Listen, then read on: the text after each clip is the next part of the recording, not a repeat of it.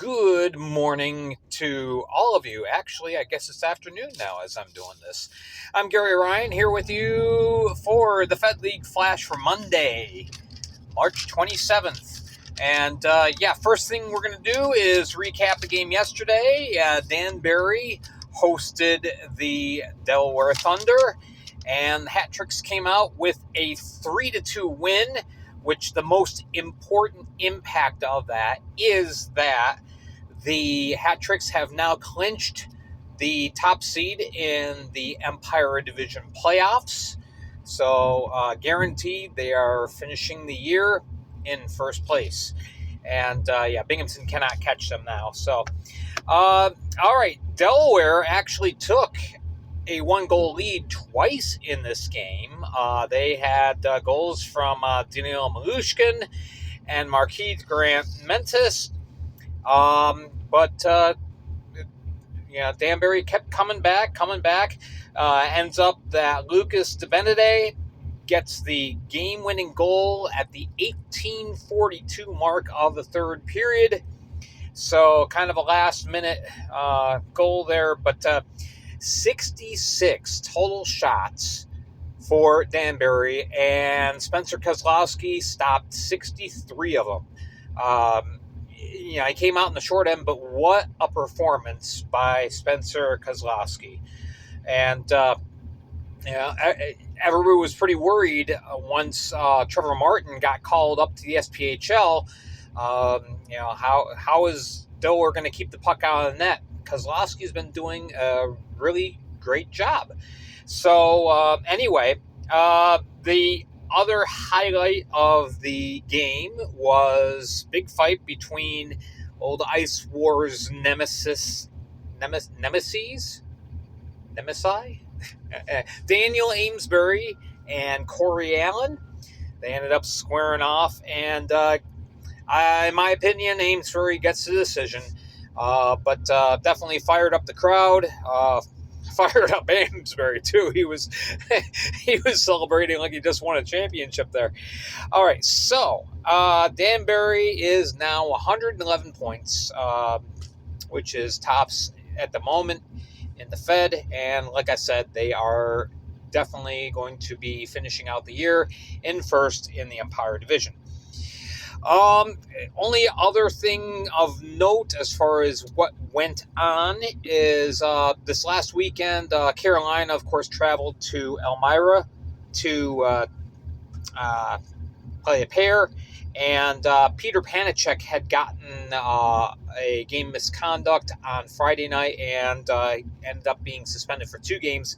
So this next Friday night, when the Thunderbirds host Mississippi, Panicek will not be in action, but he will be eligible to return for Saturday.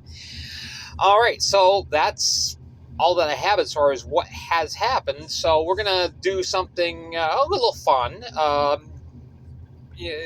little objective, I guess you could say. I am going to tell you who I think are the top 5 goaltenders in the FPHL this year.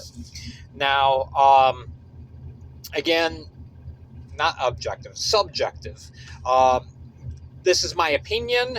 A lot of people probably will name these names as far as I'm going to give you my top 5. And I'm sure many of you would probably say, oh, he's top 5, maybe in a different order. So this is just my own take, my own opinion, going off of having played goal as an amateur up to the college level, and no pro experience, so my knees wouldn't allow it. All right, so I am starting off with, I went through basically, looking at all different goalies on the different rosters, and now if a goalie has had a cup of tea and that's it, I'm not really considering them, but I'm considering people who have played the majority of the year in the FPHL.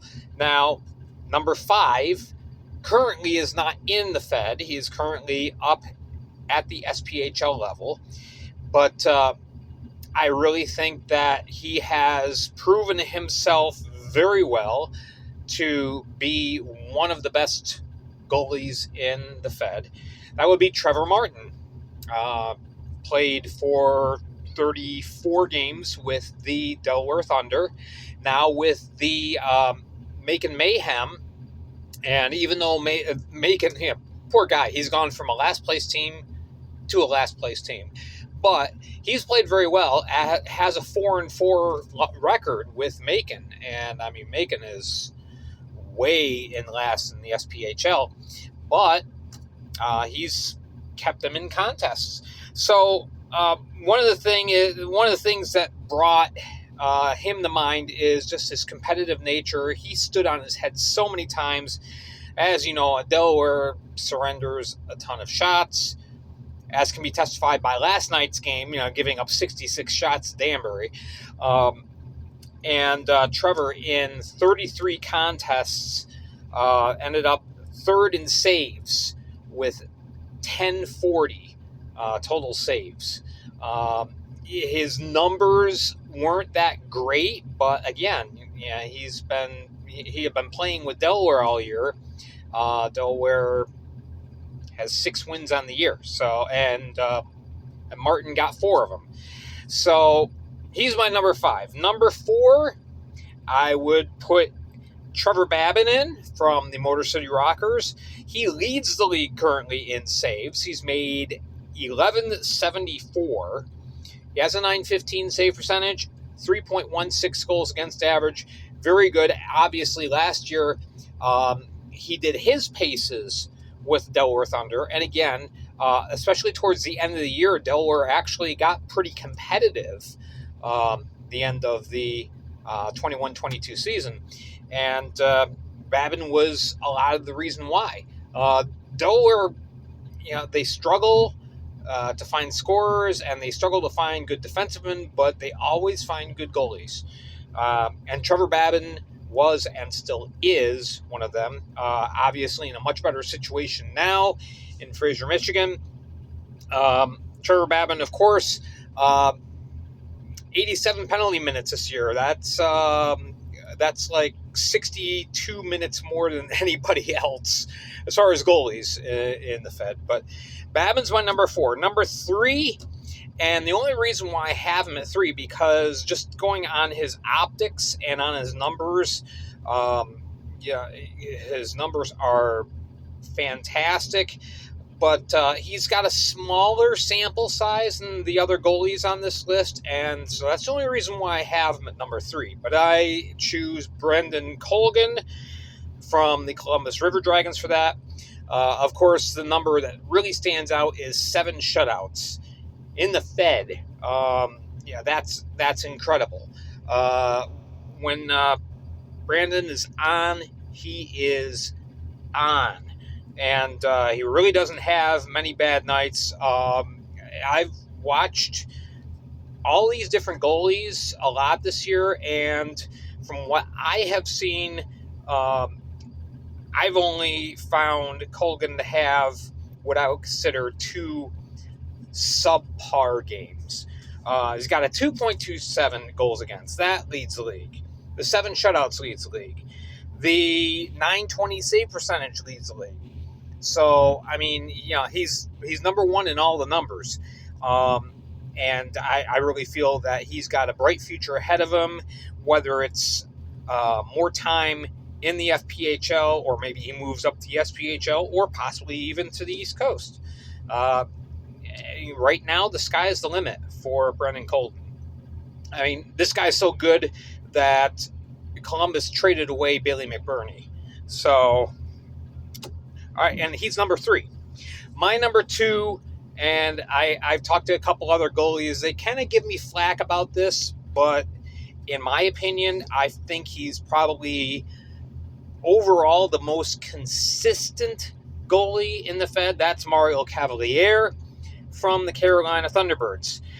He's second in the league with 21 wins. He's fourth In saves, he's got a very respectable 2.95 goals against and a 913 save percentage. He has one shutout. He's not going to light up the world, but he's going to give you good, steady, dependable play day in and day out. Unfortunately, right now, he's battling a little bit of a lower body injury. Hopefully, he will be returning very soon, not missing much time. But I definitely expect that he'll be ready to go at playoff time. So that leaves number one, and that would be Brian Wilson from the Danbury Hat Tricks. 26 wins. The whole team is so stacked and so good. They have so much offensive talent, but consider Danbury has what I would call 4 true defensivemen, and the other guys are kind of molded into a defensive role, but they're not really true defensivemen. So that means you need a quality backup, a quality goaltender to stop pucks. It's great if you can score, but if you can't keep the puck out of the net, what good is that? And Brian Wilson definitely keeps the puck out of the net. He's right now second in saves with 1097. Got a 2.75 goals against and a 918 save percentage. And, when I say bad, I can count how many quote-unquote bad games Brian has this year, and that would be 2. And when I say bad, I mean he didn't play great. He just had an off night, but every goalie does. If I'm starting a team and I know that my goaltender is going to give me 26 wins, I can take 2 off days. I would gladly take that. So Brian Wilson, he's just been a rock and an anchor for the Danbury Hat Tricks this year. Again, an immensely talented team, but they need that guy, that one guy in between the pipes, and he's it. and then Frankie McClendon is not a bad backup either. He's pretty good in the backup role. So anyway, my top 5, going from 5 to 1: Trevor Martin, Trevor Babin, Brendan Colgan, Mario Cavaliere, and Brian Wilson. That's my choices for top 5. Comment down below. Let me know who you think is the best goalie in the Fed. Tell me I'm crazy. Tell me I'm off my rocker. Whatever. Let me know what your opinion is. While you're at it, make sure to hit like and subscribe. Hit the notification bell so you can know every time that I release one of these videos, which is pretty much every day except for Wednesday. And we've talked about that Wednesday. I just don't have the ability to do a video due to my work schedule, so we go with Spotify on Wednesdays.